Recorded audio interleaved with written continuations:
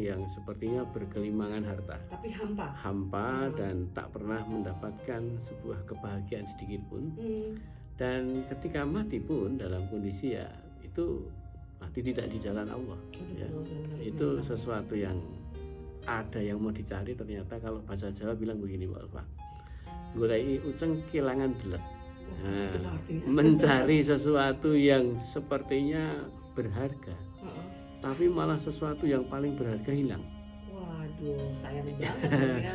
Itu kan sesuatu yang justru kita jadi orang yang tersesat, rugi besar. Ya, orang yang justru menjadi kebangkrutan dalam dirinya secara nyata. Nah, maka kenapa ada orang terjadi seperti itu, Pak Nova? Karena memang hidup manusia itu seperti saya katakan, terjebak dalam sebuah area visual indrawi. Jadi ketika saya berinteraksi dengan siapapun, itu kan mesti menggunakan panca indera kita. Mata kita melihat, telinga kita mendengar, lidah kita bisa merasakan sesuatu rasa, kulit kita bisa merasakan sesuatu yang ada di semut melintasi di kulit kita. Kita tahu itu semua adalah physically.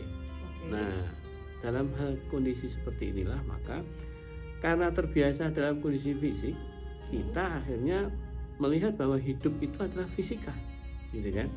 Secara fisika semua. Padahal ketika kita ini di dalam mempelajari atau memahami tentang kita yang sesungguhnya, kita ini kan tidak hanya jasad fisik. Ada jasad yang namanya ghaib. Jiwa itu kan ghaib, non fisik. Nyawa kita juga ghaib, non fisik lagi. Bahkan yang menciptakan itu kan Sang Maha Pencipta. Itu ghaib juga. Artinya tidak mampu kita indrawi. Nah, di sini masalahnya. Hidup ini ketika saya berinteraksi dengan Mbak Ulfa, ini kan fisik, ketemu wajah, ketemu fisiknya, suaranya saya dengar. Tapi ada sesuatu yang tidak saya lihat dengan fisik.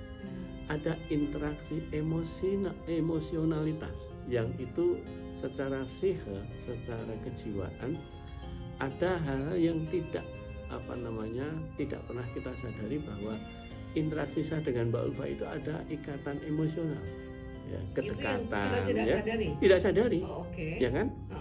Jadi ada pertemanan, persahabatan, itu kan tidak sekedar dalam kondisi interaksi jarak fisik, ya, bukan hanya karena sudah pernah kenal. Kita dengan anak itu tidak hanya sekarang biologis saja, hubungan orang tua secara biologis anak, tapi ada hubungan yang interaksi jasad ghaibnya, jiwa, yang emosionalitasnya kok bisa terjadi. Kenapa misalnya Mbak Ulfa punya perasaan nggak nyaman terhadap putrinya yang ada di Jakarta misalnya, yang terjadi pada saat putrinya ada sesuatu, Mbak Ulfa terasa ada something yang perasaannya nggak nyaman. Loh, padahal ini orang ada di posisi jarak jauh 500 km posisinya, dan kondisinya pun dia tidak cerita. Nah, ternyata maaf sedang sakit misalnya, padahal dia nggak cerita. Kenapa kok bisa? Nah, kenapa kok bisa, itulah yang terjadi. Ada satu interaksi spiritual yang terjadi di situ yang kita tak pernah sadari. Nah, makanya bagaimana agar kita tadi bicara tentang persoalan spire itu, hidup ini cobalah kita membiasakan, melatih kita membentuk spire di dalam hidup. Kenapa?